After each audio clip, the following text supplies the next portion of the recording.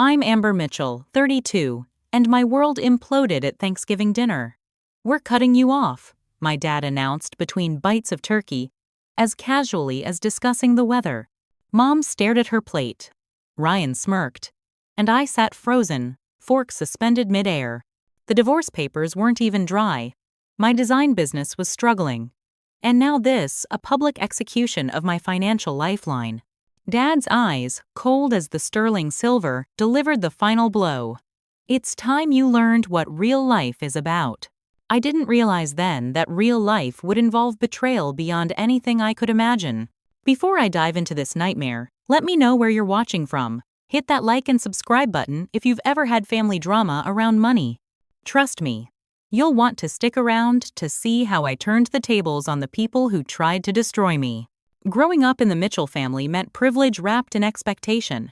Our Boston mansion had 7 bedrooms, a tennis court, and invisible chains. My father, Richard Mitchell, built Mitchell Investments from his father's foundation, turning millions into billions through commercial real estate and private equity. His success came with a God complex. He genuinely believed that his financial genius entitled him to control everyone around him. My mother, Catherine, married young and traded her dreams of becoming a concert pianist for the role of perfect corporate wife. She managed our home with the same precision Dad managed his portfolio, and somewhere along the way, she became his most loyal lieutenant rather than my mom. She'd perfected the art of agreeable silence whenever Dad made proclamations about our lives. Then there was my brother Ryan, 3 years older, and Dad's mirror image. Ryan checked every box on Dad's approval list. Wharton MBA, strategic marriage to Heather, daughter of Dad's golf buddy and business partner, and ruthless business instincts. When Ryan spoke, you could practically hear Dad's voice. They even shared the same dismissive head tilt when they thought someone was being unreasonable, their code for anyone who challenged them. I was the family disappointment from the moment I chose art over economics in college. Dad called it my expensive hobby and insisted I double major in business administration as insurance. When I fell in love with Jason, a brilliant graphic designer without family connections or a trust fund, Dad made his disapproval known at every opportunity. Creative types make interesting boyfriends but disastrous husbands, he'd say, within Jason's earshot. Despite this, I built a small but promising design studio after graduation. Dad reluctantly provided startup capital, structured as a loan with favorable terms. But he made sure I understood it was a concession, not a blessing. At least you're running a business, even if it's not a serious one, he'd say during family dinners. The Mitchell financial support system was comprehensive but conditional. I received a monthly allowance that covered my apartment in a building Dad owned, with discounted rent, as he never failed to remind me. My health insurance came through the family company plan. When business was slow, additional funds would appear in my account, each dollar carefully tracked in what Dad called his investment in your education about fiscal responsibility. My divorce from Jason had been finalized just 3 months before that fateful Thanksgiving. The marriage had crumbled under the weight of Jason's resentment toward my family and my inability to fully separate from them. I was still reeling, living in a smaller apartment, trying to rebuild my client base after moving out of the studio Jason and I had shared. The Mitchell family mansion, where we gathered each Thanksgiving, was a Georgian revival masterpiece on 5 acres in Brookline. Walking through those imposing double doors always made me feel like I was shrinking back into childhood. Exactly the effect Dad cultivated. Family gatherings weren't celebrations, they were performance reviews with cranberry sauce. I'd spent years trying to balance independence with the reality that the Mitchell money made my life possible. Each birthday card, each Christmas check, each business consultation came with unspoken expectations. I knew the system was toxic, but I'd convinced myself I could maintain boundaries while accepting the support. That delusion ended with a carving knife and my father's announcement over pumpkin pie. Thanksgiving at the Mitchell house followed a script as rigid as a corporate annual meeting. I arrived at exactly 3 p.m., not early enough to be trapped into kitchen duty with Mom and the caterers, not late enough for Dad to comment on my casual approach to commitments. I clutched my homemade cranberry apple pie, the one contribution I insisted on making despite Mom's preference for the caterer's desserts. The house looked like a Williams-Sonoma catalog come to life. Perfectly arranged gourds and autumn floral arrangements decorated every surface. The dining table had been extended to seat 14, with Grandma Mitchell's Wedgwood china and crystal that only appeared on holidays. The air smelled of sage, butter, and pretension. "Amber, darling!" Mom air-kissed near my cheek, careful not to smudge her makeup. "That looks homey," she said, eyeing my pie with the same expression she'd use for a child's finger painting. "We'll add it to the dessert table." Ryan and Heather were already there, their twin boys dressed in matching sweater vests, playing some educational game on their tablets. Aunt Grace, Dad's sister and the only genuine person in the family, was arranging flowers in the sunroom. Uncle Philip, Mom's brother, was deep in conversation with Dad about tax code changes. Cousin Sophia, who'd recently joined the family business, was polishing off her first glass of wine. "Look who finally got rid of those purple highlights," Ryan commented as I hung my coat in the closet. "Trying to look professional now that you're flying solo?" I forced a smile. "The clients like the new look. How's the corporate world treating you?" "Couldn't be better. We just closed the Westridge development deal. Dad let me take point on the negotiations." The familiar pang of inadequacy stabbed my stomach. The Westridge deal had been in the works for months, a $50 million commercial property that would further cement the Mitchell legacy. Ryan had probably earned a bonus that exceeded my annual income. Dinner began precisely at 4 p.m. Dad carved the free-range organic turkey with surgical precision, distributing white and dark meat according to each person's preference without having to ask. He prided himself on remembering such details. The conversation flowed through safe channels. The boys' private school achievements, Heather's charity committee work, Uncle Philip's new boat. I shared updates about a branding project for a local restaurant chain, my biggest client since the divorce.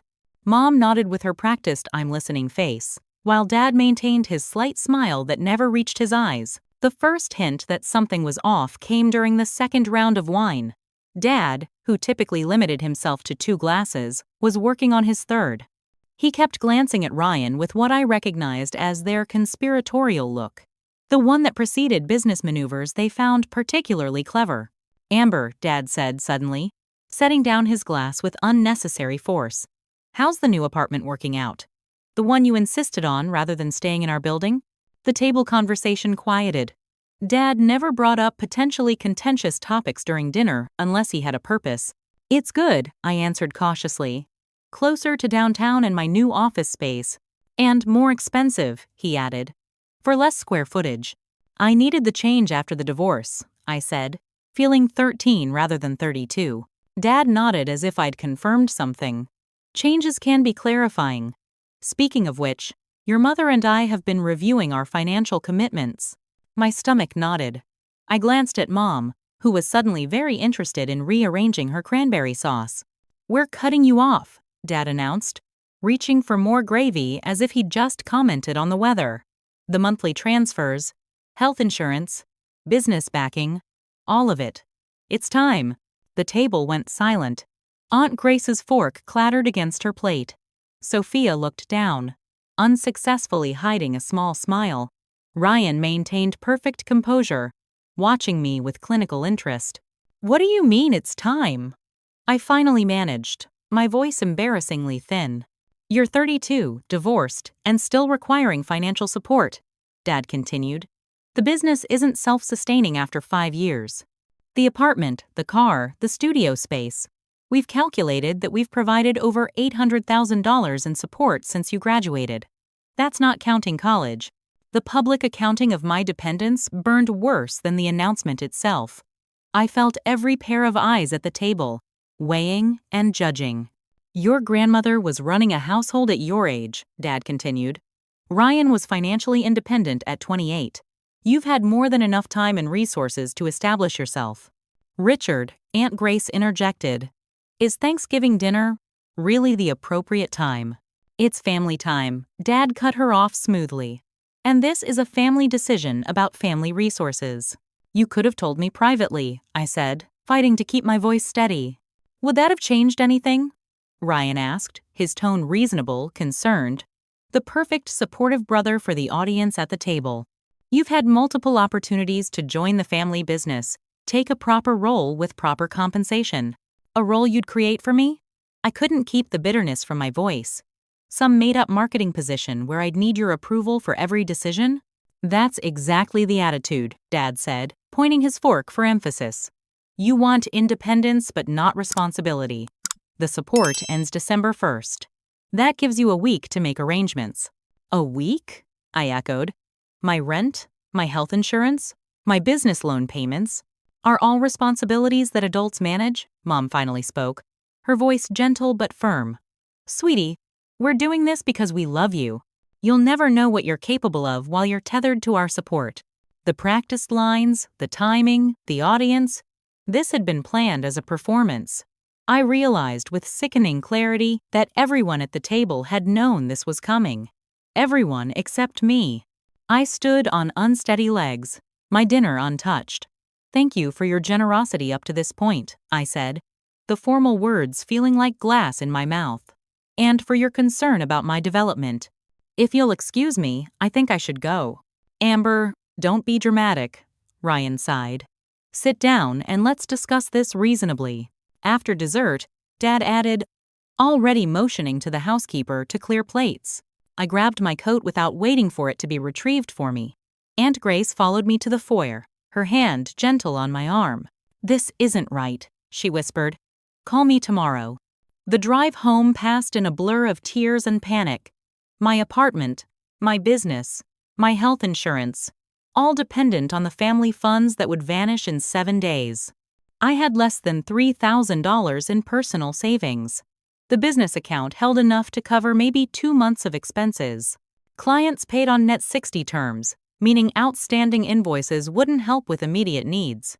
As I pulled into my parking space, my phone lit up with a text from Ryan. Don't take it personally, it's just business. As if destroying my life over Thanksgiving, Turkey was nothing more than a portfolio adjustment. The week after Thanksgiving unfolded like a methodical dismantling of my life. Monday morning, I woke to an email from my landlord. Per conversation with Richard Mitchell, please be advised that the rental guarantee for Unit 3B has been withdrawn effective immediately. Full security deposit and first divided by last month's rent will be required to continue occupancy beyond December 1. I hadn't even had coffee yet, and already the ground was shifting beneath me. Dad hadn't just cut off future payments. He was actively removing existing support structures. The rental guarantee had been in place since I signed the lease. The landlord had waived the typical security requirements because of it. My phone rang as I was calculating how much this would cost me. Money I didn't have. It was Vistaprint, my main supplier for business cards and marketing materials. Miss Mitchell, I'm calling about your company credit line. We've been instructed to convert your account to prepayment only, effective immediately. Your father's office called to... My father called you? I interrupted, disbelief turning to anger. About my business account? Yes, ma'am. He explained that Mitchell Investments would no longer be guaranteeing your purchases.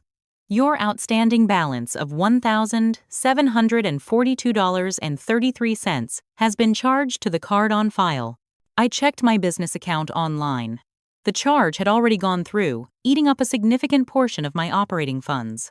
2 more emails arrived while I was on the call.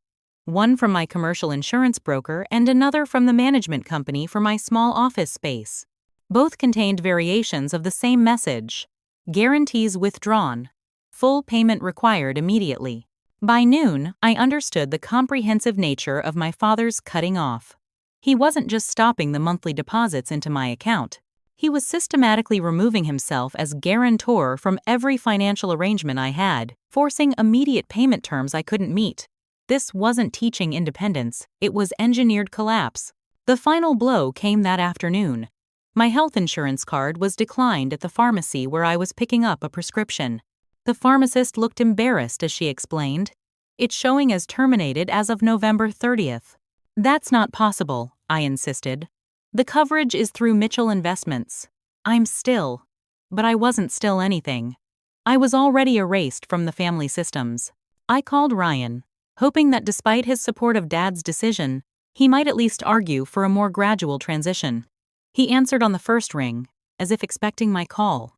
"I was going to reach out today," he said, his voice professionally concerned. "How are you holding up? How do you think?" I snapped. "Dad's not just cutting off the allowance. He's actively sabotaging me. He called my landlord, my vendors. He's removing contingent liabilities from the company books," Ryan corrected. "It's end-of-year accounting cleanup." "Cleanup? This is my life." "Look, Amber, I tried to make this easier for you.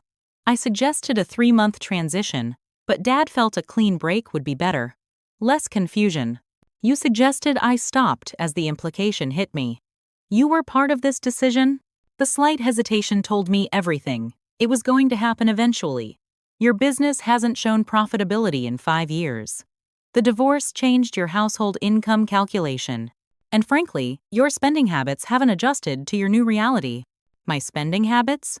I've been living on less than you spend on your kids' private school tuition." "That's not a fair comparison. Heather and I pay for that school from our earned income."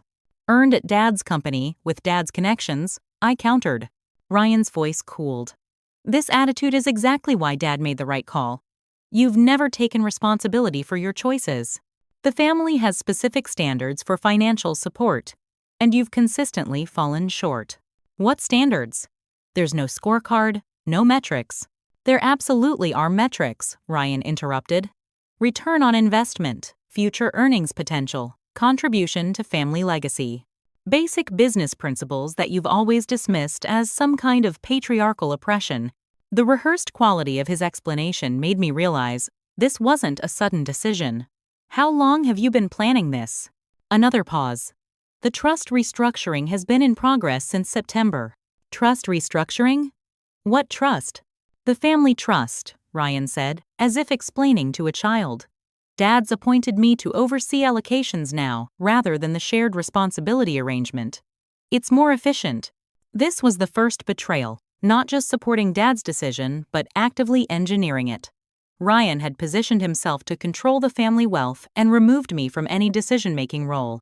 The monthly allowance had never been just Dad's personal gift. It had been a distribution from the family trust that I technically had rights to. "You can't just change trust beneficiaries," I said, remembering fragments of information from when Grandpa Mitchell had set it up.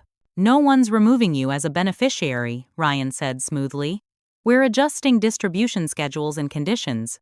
It's all perfectly legal." After ending the call with Ryan, I opened my business checking account to transfer funds to cover my personal expenses until I could figure out a plan. The screen showed a balance of $42.17. That couldn't be right. Yesterday there had been almost $15,000. Not enough for long-term security, but enough to buy time. I checked the transaction history and saw a transfer, $14,800. Catherine Mitchell, authorized account holder. Mom had emptied my business account. The account she'd insisted on co-signing, just in case something happens to you, dear. The account where clients paid their invoices. The account I needed to pay my employees, my rent, my supplies. With shaking hands, I called her. She answered with her typical practiced warmth. "Amber, sweetheart, I was hoping you'd call after you'd had some time to process everything." "Mom, you took money from my business account." "That's not just my allowance, that's operating capital. That's client payments." "I've transferred the funds back to the family account temporarily," she said calmly. "Once you've established independent banking arrangements, we can properly settle any funds that are legitimately business revenue rather than family capital." "Legitimately? That money pays my employees." "Amber, this is exactly why we needed to make this change. You're not distinguishing between personal and business finances correctly. It's for your own good that we're helping you establish proper boundaries. By taking my money?" My voice rose in disbelief. "It's not your money, dear. It's family money that's been allocated to your business venture. Richard and I need to protect those assets while you sort things out." That night, I sat on the floor of my apartment, the apartment I apparently couldn't afford past next week, and faced the reality of my situation. No income, no health insurance, business account drained, credit cards near their limits, rent due, and a family who had orchestrated this collapse while telling themselves it was an act of love. For the first time since the divorce, I allowed myself to completely fall apart. The panic attack hit like a physical assault. Chest tight, breathing impossible, room spinning. I curled into a ball on the hardwood floor, gasping and sobbing until exhaustion finally pulled me into merciful darkness. I woke the next morning still on the floor, stiff and hollow, my phone buzzing with a text from Zoe Morgan, my best friend since college. Heard what happened. Coming over. Have coffee and bagels. Zoe had been the one person who'd seen through the Mitchell family dynamics from day one. The daughter of a single mom who'd worked 2 jobs to put her through school, Zoe had zero patience for wealthy family drama but infinite loyalty to friends. She took one look at my puffy face and the apartment I'd clearly slept in rather than on and set down her bag. "Okay, battle plan time," she announced, handing me coffee. "You're moving into my guest room until you get back on your feet. Non-negotiable." "Zoe, I can't." "You absolutely can. My apartment is too big for just me anyway." She started picking up scattered papers from my floor, printouts of my accounts showing the grim numbers. What exactly did they do besides the announcement at dinner? I explained the systematic dismantling. The landlord, the vendors, the health insurance, the drained account. "That's not cutting you off," Zoe said flatly. "That's financial sabotage. Have you talked to a lawyer?" I hadn't even considered legal options. In the Mitchell family, legal action against another member was the ultimate betrayal. Even considering it felt taboo. "I know someone," Zoe continued. "Rebecca Williams. She specializes in family financial disputes. Harvard Law, takes no shit. Let me set up a meeting." 2 days later, I sat in Rebecca Williams' downtown office, surrounded by credentials and awards.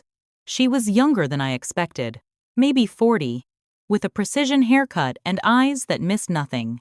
"So they've effectively orchestrated a financial collapse," she summarized after I explained the situation. "And they're framing it as tough love? That's their version." I confirmed. "Miss Mitchell.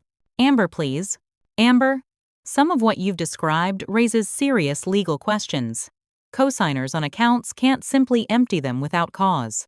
Trust beneficiaries have rights that can't be arbitrarily changed, even with clever restructuring. And your grandfather's original trust documents would be controlling, not whatever modifications your father and brother think they've implemented." "You mean I could fight this?" "Potentially. I'd need to review the trust documents, account agreements, any contracts with the family business. But yes, there are almost certainly actions we could take." She leaned forward. "The bigger question is, do you want to?" I hadn't allowed myself to consider fighting back. The Mitchell family code was clear. Disputes stayed internal, grievances were addressed privately, and public challenges were unforgivable. Taking legal action would mean permanent excommunication. "I need to think about it," I said finally. "Of course. But while you're thinking, start gathering evidence. Emails, texts, account statements, records of conversations, anything documenting what they've done and why." That evening, my phone rang with an unfamiliar number. It was Aunt Grace, calling from a hotel rather than her home phone. "I couldn't risk Richard knowing I called," she explained. "Amber, I'm so sorry about Thanksgiving. The whole thing was orchestrated. Richard had the family lawyer draft documents beforehand. They presented it to the rest of us as if you'd been informed privately." "I gathered as much," I said, surprising myself with how steady my voice sounded. "Did you know they were going to do this?" "Not until that morning. Richard called a family meeting before you arrived. He and Ryan presented it as a necessary intervention. They had spreadsheets, Amber. Actual PowerPoint slides about your financial irresponsibility and how enabling you was damaging the family legacy." PowerPoint slides? The absurdity almost made me laugh. About cutting off their daughter and sister? "Ryan did most of the talking," Grace continued. "He had documents showing your business was, how did he phrase it? Hemorrhaging family capital without return on investment." This was the second betrayal. Ryan hadn't just supported Dad's decision. He'd created and pitched it with corporate presentation tools. My brother had prepared a business case for destroying my life. "The thing is, Amber, this isn't the first time they've done something like this. Your cousin Thomas from your mother's side? The one who moved to Seattle for a tech job 10 years ago? He was cut off too after he questioned some of Richard's business practices. There's a pattern. Why are you telling me this now? I asked. Because I was a coward at Thanksgiving, and because what they're doing isn't just cruel, it's possibly illegal. Richard's been using the family trust like his personal account for years. Your grandfather set it up with specific provisions for all descendants, not just the ones Richard approves of. Do you have any documentation of that? Not yet. But I can get it. I'm on the trust advisory board even if Richard ignores our input. I have access. She paused. Are you considering fighting back? I'm considering surviving, I said. But yes, I'm exploring options. Good. Richard needs to be challenged. Just be careful. He doesn't fight fair.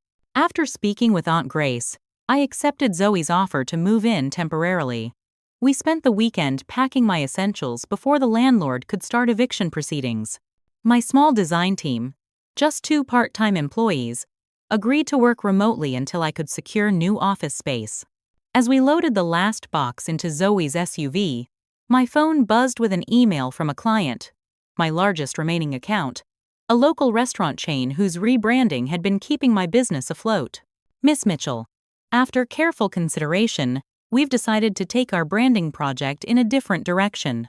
While we appreciate the work completed thus far, we'll be terminating our contract effective immediately, per the 30-day notice clause. I showed the email to Zoe. That's the 3rd cancellation this week, I said. It can't be coincidence.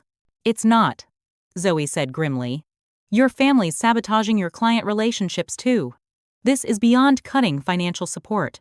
They're actively trying to ensure you can't succeed independently. That night in Zoe's guest room, staring at the unfamiliar ceiling, I made a decision. The Mitchells had declared war on my future, playing by their rules, avoiding confrontation, accepting their narrative, would only ensure my defeat. If I wanted to survive, I needed to fight back with everything I had. The next morning, I called Rebecca Williams and told her I wanted to proceed. Then I called Aunt Grace and asked for any trust documents she could access. The first small steps of resistance had begun. Rebecca Williams worked with astonishing efficiency. Within a week, she had filed for an emergency accounting of the family trust and submitted formal complaints about the unauthorized transfer from my business account. But her most valuable contribution was connecting me with a forensic accountant who specialized in family business disputes. Something feels off about how quickly and thoroughly they moved to cut you out, Rebecca explained. The level of coordination, the timing at year-end. It might be worth looking at the family company's current financial position. The forensic accountant, Martin Zhao, was a soft-spoken man with meticulous attention to detail. He requested publicly available information about Mitchell Investments, plus any documents I had access to as a family member. Family businesses often intertwine personal and company finances in ways that create vulnerability, Martin explained, especially when they're making significant structural changes like your father and brother are doing with the trust. I'd never paid much attention to the family business beyond what was discussed at dinner. Mitchell Investments had always been Dad and Ryan's domain. Boring real estate deals and investment strategies that glazed my eyes over. But as Martin began analyzing public records and the few internal documents I had, a concerning picture emerged. They've been making some unusually aggressive moves in the past year, Martin noted, pointing to a series of high-risk commercial developments. Several projects that seem over-leveraged, particularly this Westridge development your brother was handling. Ryan mentioned closing that deal at Thanksgiving, I recalled. Yes, but the financing structure is concerning. They've collateralized other family assets to secure the loans, including, potentially, trust assets. Is that legal? It's questionable, particularly if they didn't have proper authorization from all trust beneficiaries, which might explain the sudden rush to restructure your access. For the first time, I considered that my financial excommunication might not be about my independence at all. It might be about protecting the family business from my potential objections to how they were using shared assets. My phone rang that evening with my mother's ringtone, the first direct contact from either parent since Thanksgiving. "Amber, darling," she began, her voice warm and conciliatory. "It's been almost 2 weeks. I think we should talk, don't you? Perhaps you could come for lunch tomorrow? Just you and me. The timing, right as we were uncovering potential issues with the family business, seemed suspicious. But I agreed, seeing an opportunity to gather more information. The family home looked unchanged as I drove up the circular driveway the next day. Mom greeted me with her perfect hostess smile, as if our last interaction hadn't involved her draining my business account. "I've asked Mrs. Peterson to make your favorite chicken salad," she said, leading me to the sunroom rather than the formal dining room. A deliberate choice to signal informality and reconciliation. "That's thoughtful," I said neutrally, noting that Dad's car wasn't in the driveway. "Is it just us today?" "Yes, just a mother-daughter lunch." She poured iced tea from a crystal pitcher. "Amber, I know the Thanksgiving announcement was difficult. Your father can be abrupt in his approach. But we both want what's best for you. By cutting off my health insurance and emptying my business account," she sighed. "Those measures were perhaps too severe, which is why I wanted to talk about a compromise."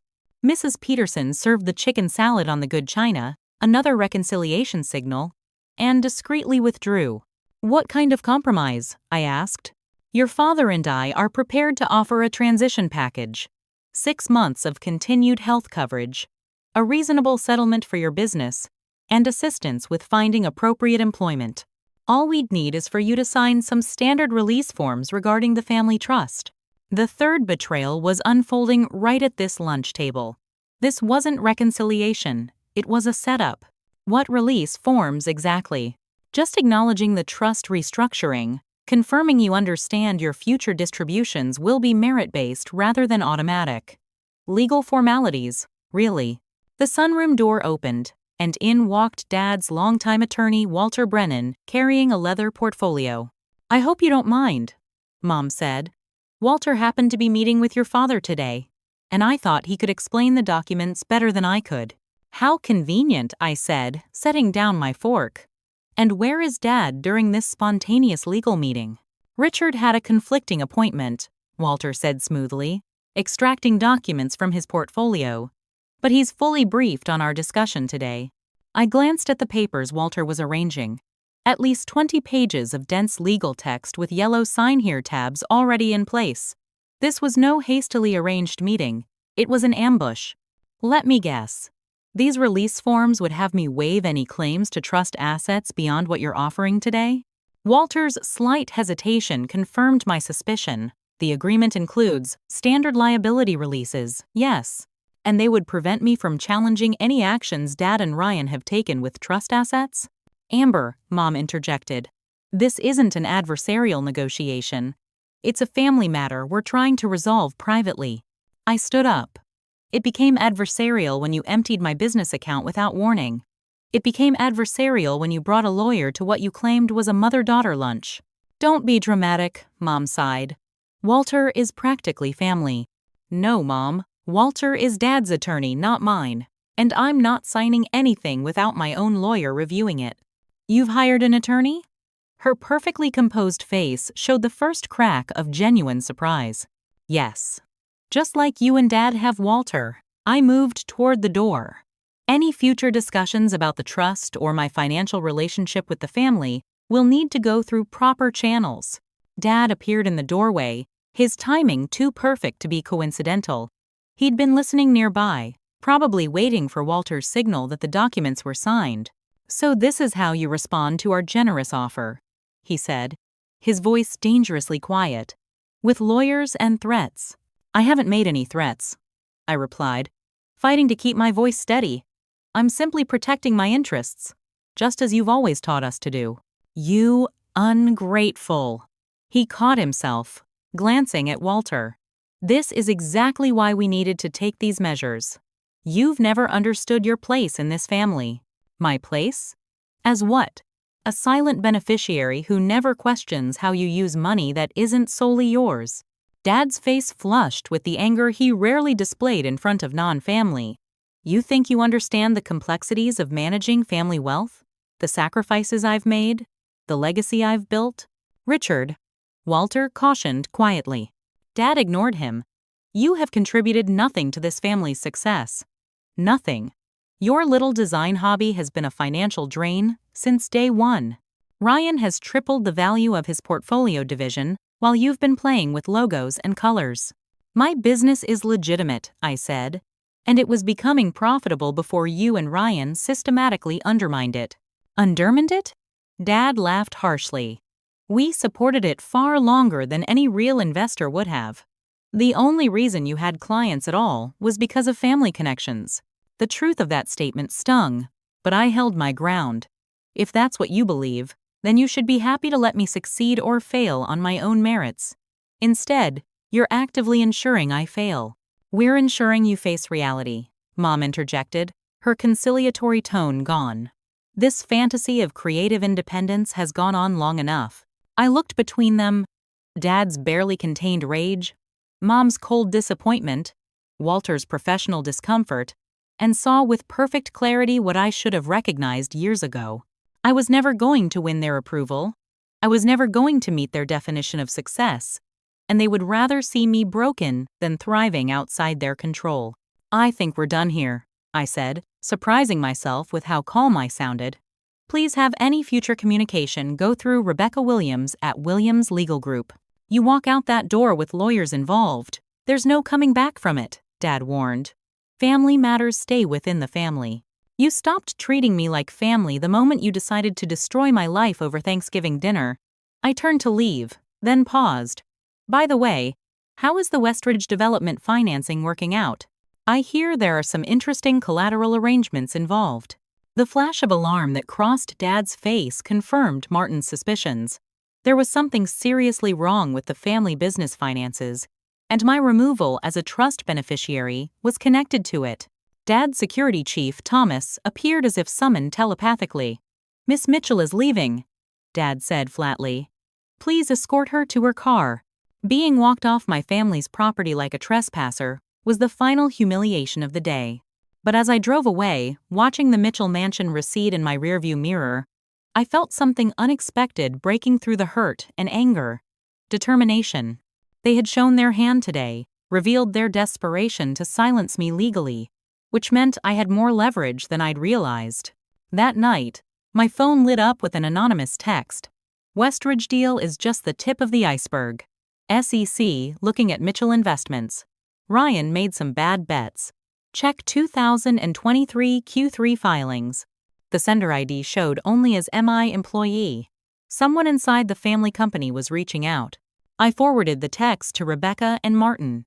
The war had entered a new phase. Rebecca Williams received the anonymous text with professional caution. Interesting, but unverifiable without more information, she said when we spoke the next morning. Though it does align with what we're seeing in the public filings. Martin Zhao was more excited. Q3 filings show unusually large transfers between subsidiary companies, he explained. Classic signs of financial engineering. Moving assets around to hide problems. If the SEC is really investigating, that would explain the rush to lock down the trust assets. But we needed more concrete evidence than an anonymous text. That's when Aunt Grace came through, arranging a clandestine meeting with David Chen, the longtime accounting manager at Mitchell Investments. David had been with the company for 20 years, a quiet, methodical man who knew every number that passed through the Mitchell accounts. We met at a small coffee shop far from the Mitchell offices, where he nervously slid a flash drive across the table. I've been documenting irregularities for months, he said, his voice barely above a whisper. Ryan has been making increasingly risky investments, using family trust assets as collateral without proper disclosure to the board. When those investments started failing, he began moving money between accounts to cover the losses. That's fraud, Rebecca said bluntly. David nodded. The Westridge development was supposed to be his big win, the deal that would cover the previous losses before anyone noticed. But the financing fell through last month. The developer backed out after their own due diligence raised red flags. So when was the decision made to cut me off? I asked. Right after the Westridge collapse. Ryan and your father had an emergency meeting with the trust attorneys. I wasn't in the room, but my assistant overheard them discussing limiting liability exposure to non-essential beneficiaries. Non-essential beneficiaries, I repeated. Nice to know where I stand. You stand as a potential whistleblower, Rebecca corrected, which makes you very dangerous to them right now. David shifted uncomfortably. I should go. They can't know I've spoken to you. Why are you helping me? I asked as he gathered his things. He paused. My father was cheated out of his business by a partner he trusted. I swore I'd never be complicit in something similar. What they're doing to you, and to the other trust beneficiaries who don't know what's happening with their money, it's wrong. After David left, Rebecca and Martin spent hours analyzing the files he'd provided. The picture that emerged was damning. Ryan had made a series of increasingly desperate investment gambles over the past year, trying to recover from earlier losses. Each failure had been temporarily concealed by moving money from other accounts, including the family trust. My father had either been complicit or willfully blind. This is elder abuse, Rebecca said finally, looking up from her laptop. They've been misusing your grandparents' trust assets without proper disclosure to the beneficiaries. That's a criminal offense in this state, not just a civil matter.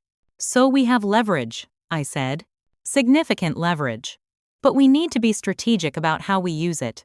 They're going to fight back hard when they realize what we know. Rebecca was right. The next day, Zoe called me at her apartment where I was working on rebuilding my client files. There's something you need to see, she said, sending a link to a social media post. It was from my cousin Sophia, once my closest female relative, practically a sister growing up. The post was a thinly veiled reference to me. So sad when family members suffer mental health crises and refuse help. Sometimes, tough love is the only option. Family first mental health awareness. The comments were worse. Family, friends, and business associates expressing sympathy and support for the difficult decision the Mitchells had made regarding their troubled daughter.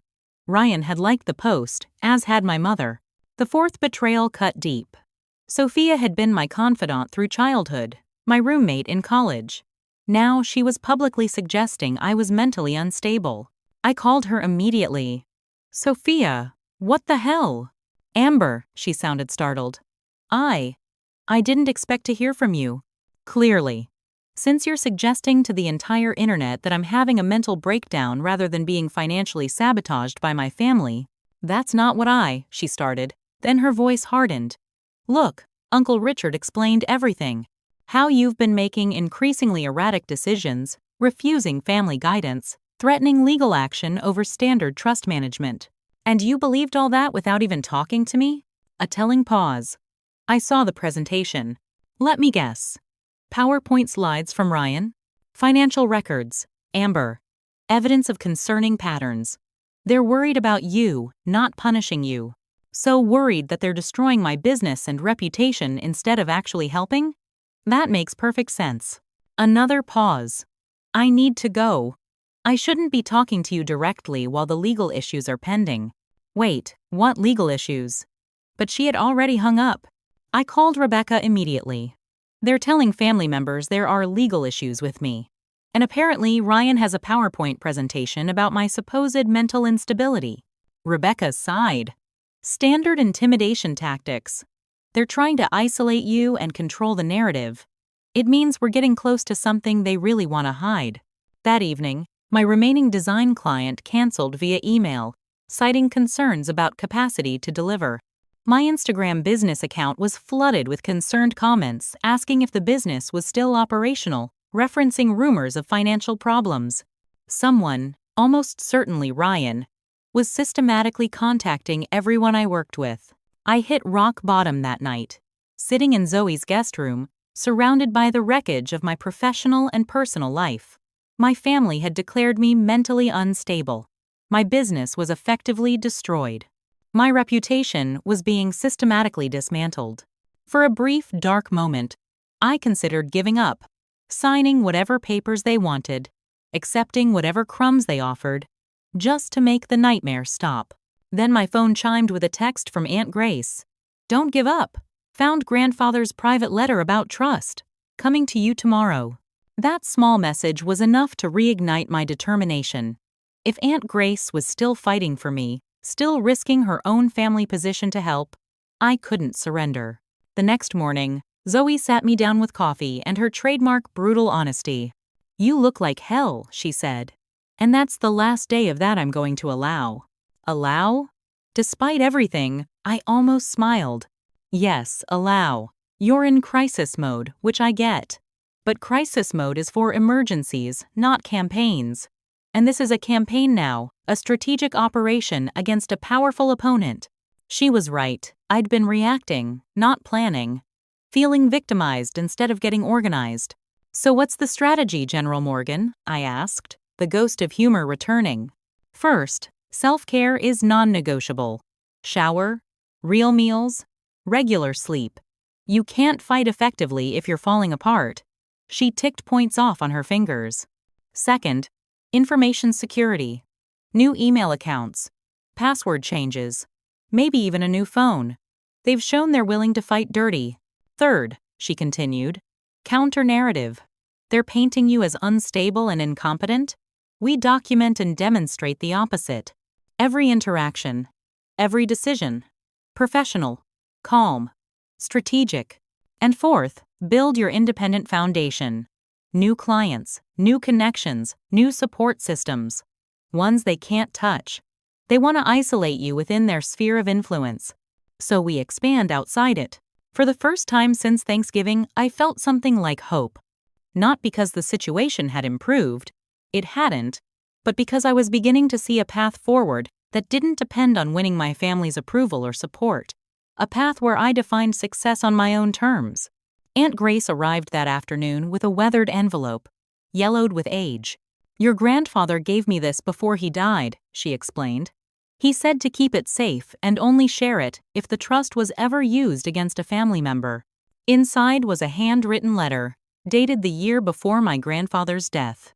It detailed his explicit intentions for the Mitchell Family Trust: equal treatment of all descendants, safeguards against manipulation by any single trustee, and specific prohibitions against using trust assets for individual business ventures without unanimous consent of adult beneficiaries. "This contradicts everything in the trust documents Dad's been using," I said, scanning the letter. "That's because those documents were modified after your grandfather became ill," Grace explained. "Richard made changes during the last months, when your grandfather was too weak to properly review them." "That's forgery? Fraud?" "At minimum, it's a breach of fiduciary duty," Rebecca said, examining the letter. "And with your grandfather's clear, written intent documented here, we have a strong case to challenge the current trust administration." For the first time, I saw a clear path to not just surviving my family's attack, but potentially winning. Not by their rules, but by established legal principles that even the Mitchells couldn't override. As Rebecca prepared to leave with the precious letter, she paused at the door. "Amber, I should warn you. They're going to escalate when we file these challenges. Things might get worse before they get better." I nodded, finally ready for whatever came next. "I understand, but I'm done playing defense." Rebecca Williams was right about the escalation. Within 48 hours of filing our formal challenge to the trust administration, the Mitchell family response was swift and brutal. I was working with Zoe on rebuilding my portfolio website when the notification came. A court filing from the Mitchell family attorneys seeking a temporary restraining order against me. The grounds? Erratic behavior, threats against family members, and attempting to interfere with legitimate business operations. Threats? What threats? I scrolled through the filing in disbelief. I haven't threatened anyone. The exhibits included selectively edited text messages, an affidavit from Sophia claiming I had made concerning statements about getting revenge on the family, and most shocking testimony from my ex-husband Jason. Jason's statement described me as increasingly unstable during our marriage, with paranoid tendencies regarding her family's intentions and irrational financial decisions. He claimed I had contacted him recently making troubling statements about exposing family secrets unless my financial support was reinstated. "This is completely fabricated," I told Rebecca during our emergency call. "I haven't even spoken to Jason in months. They're trying to create a paper trail to support their narrative," Rebecca explained. "And, unfortunately, an ex-spouse's testimony carries weight, especially combined with family member statements. The fifth betrayal hit harder than all the others combined. Jason and I had ended our marriage with sadness but mutual respect. We'd agreed to maintain distance while we both healed. Now he was actively participating in my family's campaign to destroy me. But why? The answer came that evening in the form of a LinkedIn update notification. Jason Mitchell has accepted a position as creative director at Mitchell Media Group, a subsidiary of Mitchell Investments. Not Jason Wilson, but Jason Mitchell. He had taken my family name, a step he had resisted throughout our marriage, claiming he wanted to establish his own identity separate from the Mitchell legacy. They bought him, I said flatly to Zoe, showing her the update. They gave him a job, and apparently their name. The bastard, Zoe muttered. Though I always said he was too interested in your family connections. The court granted the temporary restraining order the next day, prohibiting me from making defamatory statements regarding Mitchell family members or Mitchell Investments and contacting family business associates regarding internal financial matters. While technically not preventing our trust challenge, the restraining order was broadly worded enough to hamper our ability to gather additional evidence or speak to potential witnesses. Meanwhile, the financial stranglehold tightened. Rebecca discovered that my personal checking account had been frozen due to a fraud investigation initiated by none other than Ryan Mitchell, who, as a former authorized user on the account years ago, had claimed to observe suspicious activity. The bank assured me it was temporary while they investigated, but temporary still meant no access to what little money I had left. My credit cards were suddenly declined everywhere. Ryan had apparently reported them stolen. This is beyond cutting you off financially, Rebecca said grimly. This is systematic destruction of your ability to function independently. They're not just removing support, they're actively sabotaging any attempt at self-sufficiency. The restraining order also prevented me from contacting potential new clients who had any connection to the Mitchell business network, which in Boston's tight-knit business community eliminated most viable prospects. Even Zoe began feeling pressure. Her parents called, concerned about getting involved in a messy family dispute after receiving a lunch invitation from Catherine Mitchell. Zoe's firm, which occasionally contracted with Mitchell Investments subsidiaries, suddenly had partners questioning her judgment in housing someone engaged in litigation against a potential client. They're trying to isolate you completely, Zoe said after relating this latest development. Make you so toxic that even your friends abandon you. Maybe you should distance yourself, I said reluctantly. I can find another place to stay. Like hell you will, Zoe snapped. That's exactly what they want. If they think they can intimidate me, they clearly haven't done their homework. But privately, I was approaching despair. My legal challenge was proceeding, but court processes were slow compared to the Mitchell family's ability to destroy my life in real time.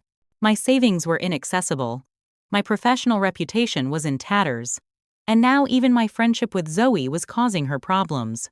One night, sitting alone in Zoe's guest room while she was at a work dinner, I found myself staring at the settlement offer Ryan had emailed that morning. A modest lump sum payment, basic health insurance for 1 year, and a clean break from all family entanglements, in exchange for dropping all legal challenges and signing a comprehensive non-disclosure agreement.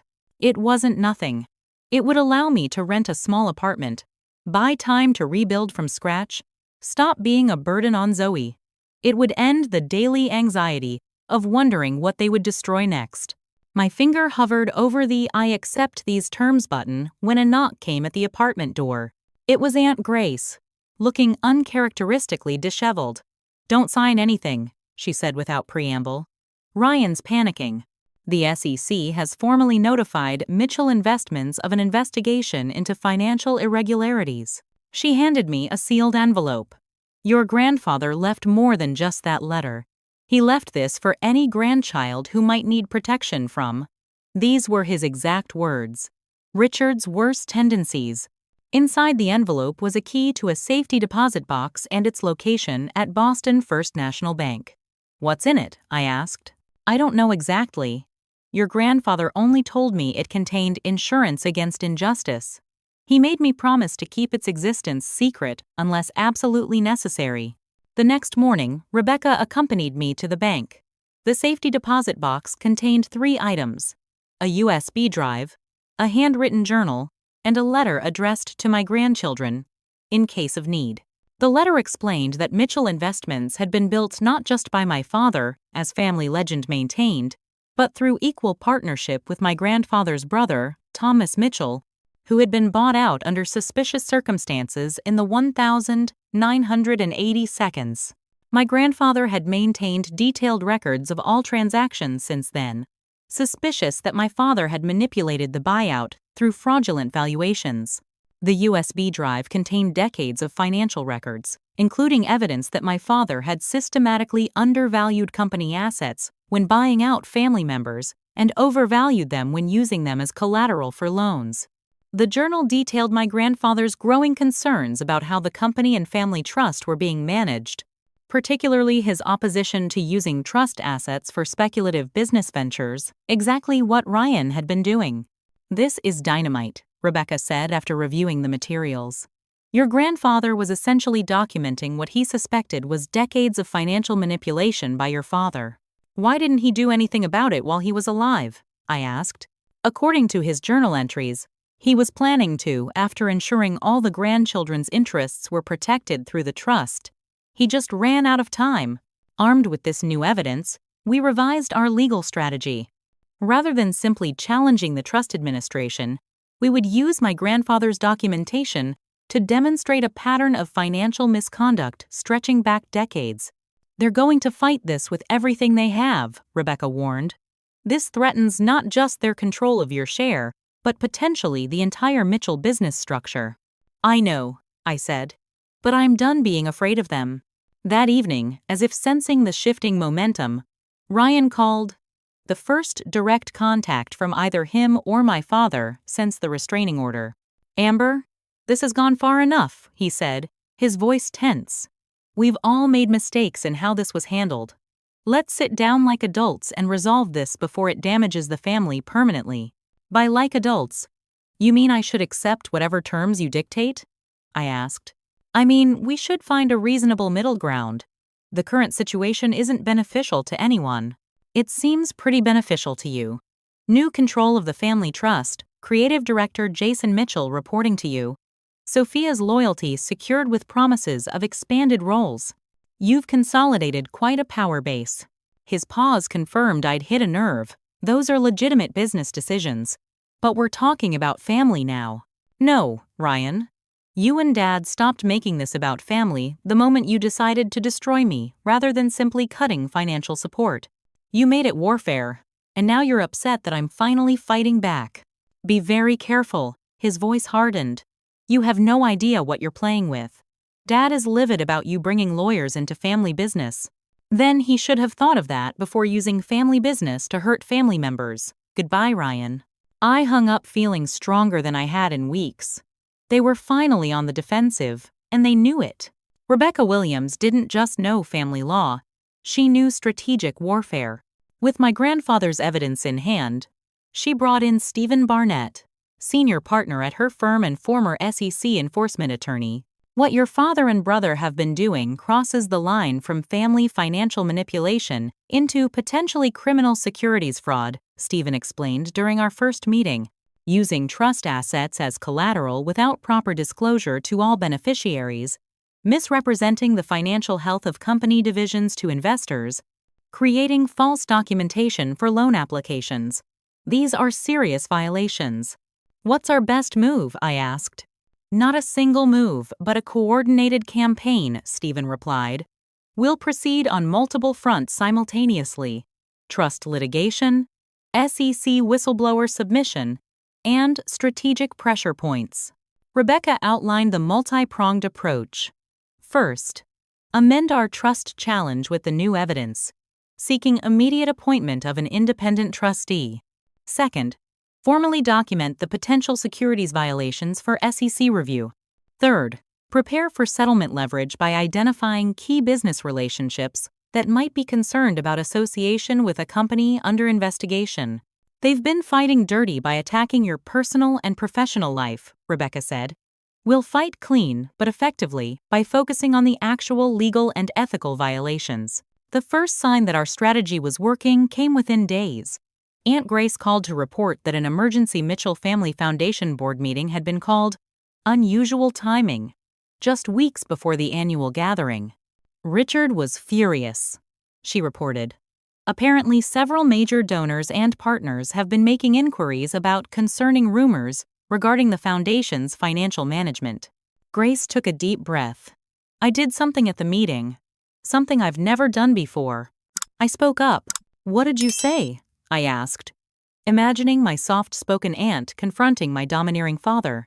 I said that as a board member, I had a fiduciary duty to ensure foundation assets were being managed properly, and that included investigating any credible concerns about misuse of funds. Then I said that as your aunt, I was appalled at how you'd been treated, and that the family's reputation was being damaged, not by your actions, but by the vindictive response to your independence. Grace, Thank you. What happened? Richard tried to dismiss me as being emotional, but Thomas, your mother's brother, backed me up. Said he'd been uncomfortable with several financial decisions over the past year and wanted a full audit of foundation and trust assets. Uncle Thomas had always been the quiet member of the family, focusing on his medical practice rather than Mitchell business affairs. His support was unexpected but significant. He carried moral authority within the extended family that even my father respected. The next day, Uncle Thomas called me directly. Amber, I'm sorry I haven't reached out sooner. Your mother. Well, Catherine made it clear that taking sides would not be appreciated. I understand, I said. Family loyalty is complicated. Yes, but there are limits. He sighed. I've been watching this situation unfold, and I can no longer stay silent. What they're doing to you isn't just unfair. It's potentially illegal, and it needs to stop. He offered not just moral support but practical help, a bridge loan to cover immediate expenses, connections to potential new clients outside the Mitchell sphere of influence, and, perhaps most valuable, his reputation as a respected community member to counter the unstable Amber narrative my family was promoting. Richard and Ryan have miscalculated badly, Thomas said. They thought isolating you would force compliance. Instead, they're revealing character flaws that are causing others to question their judgment more broadly. With breathing room provided by Uncle Thomas's loan, I arranged a confrontation with my ex-husband. We met at a neutral location, a lawyer's office, with Zoe present as a witness. Jason looked uncomfortable from the moment he walked in. I didn't want to do this, he began defensively. But your family offered you a job in their name, I finished for him. In exchange for helping destroy mine. It wasn't like that. Ryan approached me after seeing my work at the Design Expo. The job offer was legitimate, and the affidavit claiming I was unstable and threatening, was that legitimate too? He had the grace to look ashamed. Ryan said it was just to get you to accept their help, that you were struggling and refusing support out of pride. And you believed that? After everything you knew about my relationship with them? He faltered. I wanted to believe it. The opportunity they offered was life-changing. Creative director, Mitchell name. Connections to clients I could never access on my own. So you sold me out. I kept my voice steady, professional, exactly the opposite of the unstable woman he had described in his statement. What do you want from me? He asked finally. The truth. On record. I nodded to the recording device Zoe had openly placed on the table. You're going to retract your statement and explain exactly how Ryan approached you, what was offered, and what you were coached to say. They'll fire me. They'll sue me for breach of contract. Probably, I agreed. But considering the SEC investigation that's brewing, being known as the whistleblower who came clean might be better for your future than being identified as a co-conspirator in financial fraud. His head snapped up. What investigation? I let the question hang until he made his choice. Eventually, he reached for the recorder and began speaking. The balance of power was shifting. With Jason's recorded admission of colluding with Ryan, Uncle Thomas's public support, and the growing evidence of financial improprieties, we had momentum. But the Mitchell family still had tremendous resources and influence. The next attack came in the form of a seemingly unrelated business news item.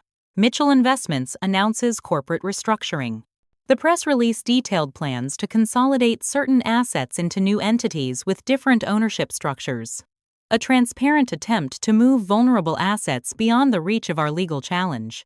Stephen Barnett recognized the maneuver immediately. They're trying to create distance between the potentially problematic transactions and the core family assets. Standard pre-litigation defensive moves. Can they do that? I asked. Not without proper fiduciary oversight, which is exactly what our trust challenge alleges has been missing. This actually helps our case by demonstrating their awareness of potential liability. We responded with our own calculated move. Stephen drafted a carefully worded letter to the Mitchell Investments Board of Directors, detailing potential personal liability they might face if they approved transactions designed to shield assets from legitimate claims. Sent privately to each board member's home address, rather than through company channels, the letter created exactly the kind of internal uncertainty we needed. 2 board members called my father demanding explanations. One resigned, citing personal reasons, but privately telling business associates he was uncomfortable with the family's management decisions. My mother made one last attempt at emotional manipulation, arranging to accidentally encounter me at a coffee shop I frequented near Zoe's apartment. "Amber, please," she said, sliding into my booth uninvited. "This has gone too far. Your father is under tremendous stress. His blood pressure is dangerously high." "I'm sorry to hear that," I said, meaning it despite everything. Perhaps he should consider whether the stress of maintaining control is worth the health consequences. "How can you be so cold? This is your father we're talking about. The same father who orchestrated the systematic destruction of my life over Thanksgiving dinner? Who emptied my business account without warning? Who's been telling family and friends I'm mentally unstable? She had the grace to look uncomfortable. He's still your father. Family should come before money. This stopped being about money the moment you and Dad decided to destroy me rather than simply withdrawing financial support. You could have just stopped the monthly deposits, Mom. Instead, you chose to sabotage my business, my reputation, my future. I never wanted that," she said softly. "I just didn't know how to oppose your father's decisions." The admission revealed the truth I'd always sensed. My mother's complicity came not from malice but from decades of surrendering her own agency. "I understand that," I said. "But I won't make the same choice. I won't surrender to avoid conflict. If Dad wants peace, he knows what needs to happen.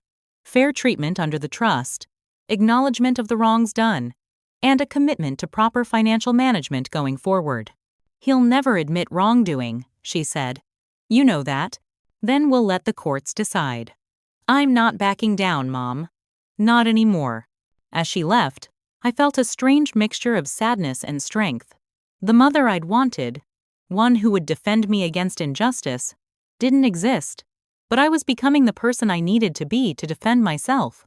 The final pieces fell into place when a Mitchell Investments board member quietly reached out through Uncle Thomas. Concerned about personal liability and disturbed by what he was learning about the company's financial practices, he provided documentation confirming what my grandfather's records had suggested. Ryan's investment failures weren't isolated incidents but part of a pattern of increasingly desperate financial maneuvering. With this insider confirmation, Stephen advised that we were ready for the final confrontation. "They know we have enough to cause serious damage to the company, to their reputations, potentially even leading to criminal charges. Now is the time to offer a reasonable settlement path that gives them a way to save face while meeting your legitimate demands." We drafted the terms carefully. Restoration of my rightful trust benefits, compensation for the business damages, restructuring of trust governance to prevent future abuses, and a public clarification of my professional standing. The message was delivered not to my father or Ryan directly, but to the family attorneys, with copies to key board members and Uncle Thomas as a neutral family representative. The response came within hours, a request for a meeting at the Mitchell Investments headquarters the following day. "They're inviting us onto their territory," Rebecca noted. "A psychological power move." "Then we'll bring our own power," I replied, thinking of how many times I'd felt diminished in that building. It's time to finish this. The Mitchell Investments boardroom had always intimidated me. 30 feet of polished mahogany, leather chairs embossed with the family crest, and wall-to-wall windows overlooking the Boston skyline. It was designed to project power, to remind visitors they were entering the domain of people who controlled vast resources. Today, I entered not as Richard Mitchell's disappointing daughter, but as the plaintiff in a case that threatened the company's foundation. Rebecca Williams and Stephen Barnett flanked me, along with two junior attorneys carrying binders of evidence. Uncle Thomas waited inside, having arrived early to ensure the meeting would proceed fairly. My father sat at the head of the table, as always. Ryan to his right, looking uncharacteristically disheveled. My mother was absent, a calculated decision, I suspected, to avoid having to publicly choose sides. The company's legal team occupied the other side, with Walter Brennan at the center. "Let's get this over with," my father began, not bothering with greetings. "Your lawyers have made certain allegations that we're prepared to address in the interest of family harmony."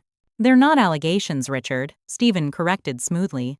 "They're documented violations of fiduciary duty, securities regulations, and trust law. We're here because my client prefers resolution over public litigation, not because there's any ambiguity about the underlying facts." Ryan shifted uncomfortably as Stephen placed a USB drive on the table. "This contains the complete evidence package we're prepared to submit to the court and the SEC Enforcement Division if necessary. It includes your grandfather's contemporaneous records, current financial documentation provided by concerned company insiders, and sworn statements from multiple witnesses regarding the coordinated effort to financially isolate and discredit Amber." My father's face remained impassive, but a muscle twitched in his jaw, his tell when he was suppressing rage. Family disagreements happen. Adjustments to financial arrangements are normal. Turning such matters into legal threats is an overreaction that benefits no one. "Disagreements are normal," I agreed, speaking directly to him for the first time. "What you and Ryan did goes far beyond disagreement. You systematically attempted to destroy my business, my reputation, and my future because I refused to surrender my independence."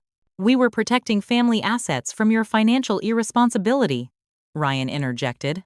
Rebecca opened one of the binders. "Interesting perspective, considering these records show that while Amber's business was gradually moving toward profitability with modest support, you, Ryan, lost over $30 million on unauthorized speculative investments using trust assets as collateral. Which of you has demonstrated financial irresponsibility?" Ryan flushed. "Those investments would have—" "Ryan," Walter Brennan cautioned, "let's focus on resolution rather than relitigating past decisions." For the next 2 hours, the lawyers negotiated terms while I watched my father and brother gradually lose the upper hand they'd held my entire life. The settlement that emerged was comprehensive. First, restoration of my proper trust benefits, including back payments for the months since Thanksgiving, with future distributions managed by an independent trustee rather than my father or Ryan. Second, compensation for the deliberate damage to my business, structured as a business acquisition to allow the family to save face. Third, revised trust governance including regular reporting to all beneficiaries and strict limitations on using trust assets for Mitchell Investments business ventures. Fourth, public statements clarifying that my business closure had been due to a family reorganization rather than any professional failures on my part. As the final terms were being drafted, my father asked for a brief private conversation. After confirming with Rebecca that it wouldn't affect the agreement, I agreed to 5 minutes in his adjacent office. "You've won," he said once the door closed, his voice tight. "I hope you're satisfied with the damage you've done to this family." "I didn't damage the family, Dad. I protected myself from your attempt to damage me. There's a difference. I was trying to teach you responsibility, self-reliance, the same lessons my father taught me. No. Grandpa taught you business skills while providing support and opportunity. You tried to teach me obedience through punishment and control. The evidence we found makes that distinction very clear." He moved to his window, looking out at the city he'd always viewed as his domain. "I built all this while you were playing with crayons and taking art classes. Everything I did was to secure the family legacy. I never wanted your legacy, Dad. I just wanted to build my own life with the same chances you had." He turned back, studying me with new awareness. "You're more like me than either of us wanted to admit. Just as stubborn. Just as willing to fight for what you believe you deserve." It wasn't quite an apology or acknowledgement of wrongdoing. It was, perhaps, the closest my father could come to recognizing me as an equal, someone who had beaten him at his own game. The difference is, I don't need to control others to feel secure in myself, I said. When this is over, I hope you'll consider what kind of relationship might still be possible between us. Not based on financial control or family obligation, but on mutual respect. We'll see, he said, which from Richard Mitchell was practically a peace offering. The settlement was signed by day's end. I left Mitchell Investments not as a vanquished daughter, but as an independent businesswoman who had successfully defended her rights. The financial compensation would allow me to relaunch my design business on my terms, free from family entanglements or expectations. In the weeks that followed, I found a small commercial space in Cambridge, far from the Mitchell corporate domain in downtown Boston. With careful planning and the contacts Uncle Thomas had provided, I secured 3 new clients. Smaller than my previous accounts, but owned by people with no connection to the Mitchell network. Aunt Grace and Uncle Thomas became regular visitors, creating a new branch of family connection based on genuine affection rather than obligation. My mother called occasionally, her conversations tentative but gradually more authentic as she navigated her own complex position between loyalty to my father and reconnection with me. Ryan and I maintained professional distance, interacting only through lawyers regarding trust matters.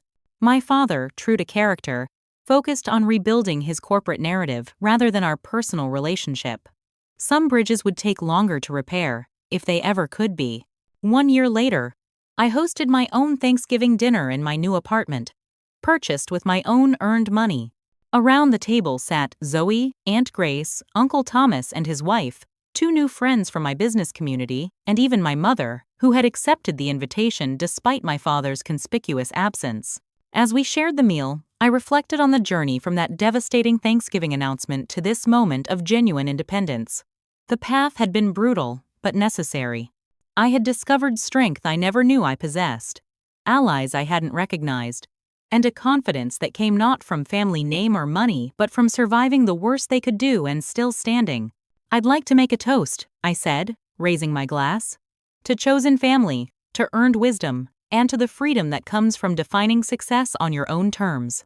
As glasses clinked around the table, I felt the final pieces of healing lock into place.